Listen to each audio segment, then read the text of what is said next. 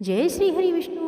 दोस्तों, आज की वीडियो में हम विष्णु भगवान की एक ऐसे भक्त की कथा सुनेंगे जिसका स्थान भगवान के उच्च और सबसे सर्वश्रेष्ठ भक्तों में लिया जाता है।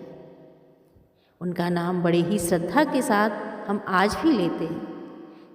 आपसे एक आग्रह है, कथा को अंत तक जरूर सुनें और कथा का पूरा आनंद लें। चलिए अब हम कथा में प्रवेश करते हैं। एक कछुआ भगवान विष्णु का बड़ा अनन्य भक्त था। एक बार गंगा सागर स्नान को आए कुछ ऋषियों के मुख से उसने श्री हरि के चरणों की महिमा सुनी। कछुए के मन में प्रभु चरणों के दर्शन की तीव्र इच्छा हुई। उसने ऋषियों से पूछा कि उसे प्रभु के चरणों के दर्शन कैसे हो सकते हैं। ऋषियों ने बताया कि प्रभु के चरणों के दर्शन का सौभाग्य उन्हीं पुण्यात्माओं को मिलता है जिन पर वह प्रसन्न होते हैं। कछुआ पूरी निष्ठा से प्रभु की भक्ति करता था, लेकिन उसे यज्ञ हवन आदि तो करने आते नहीं थे। इसलिए उसे लगा कि उसकी भक्ति तो पूरी है ही नहीं, लेकिन जंतु के रूप में श्री हरि ने ही उसे भेजा है, इसलिए इसमें उसकी क्या गलती। वो ऐसा सोचता कि इसमें मेरी कोई गलती नहीं है, श्री हरि भगवान ने ही उसे जंतु रूप में जन्म दिया है। उसने ऋषियों से पूछा कि प्रभु कहाँ वास करते हैं। ऋषियों ने कहा, वैसे तो प्रभु सब जगह हैं, लेकिन उनका निवास पाताल लोक से भी आगे वैकुंठ धाम में है।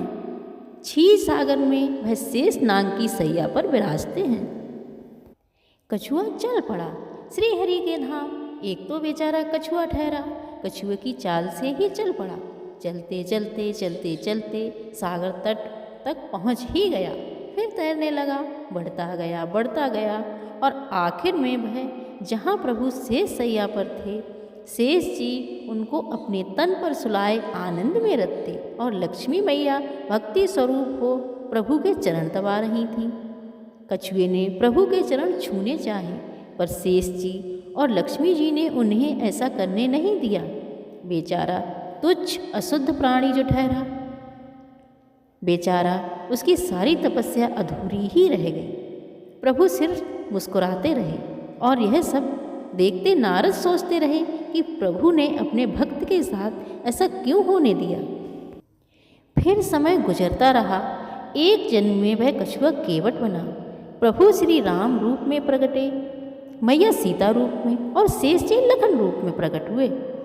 प्रभु आए और नदी पार करने को कहा, पर केवट बोला, पैर धुलवाओगे हमसे तो ही पार ले जाएंगे हम। कहीं हमारी नाव ही नारी बन गई अहिल्या की तरह, हम तो गरीब के परिवार की रोटी भी छिन जाएगी। और फिर शेष जी और लक्ष्मी जी के सामने ही केवट ने प्रभु के चरण कमलों को धोने पखारने का सुख प्राप्त किया। और समय गुजरा। कछुआ अब सुदामा हुआ, प्रभु कान्हा बने, मैया बनी रुक्मिणी और शेष जी बलदाऊ रूप धराए। दिन गुजरते रहे, काफ़ी समय बीत गया।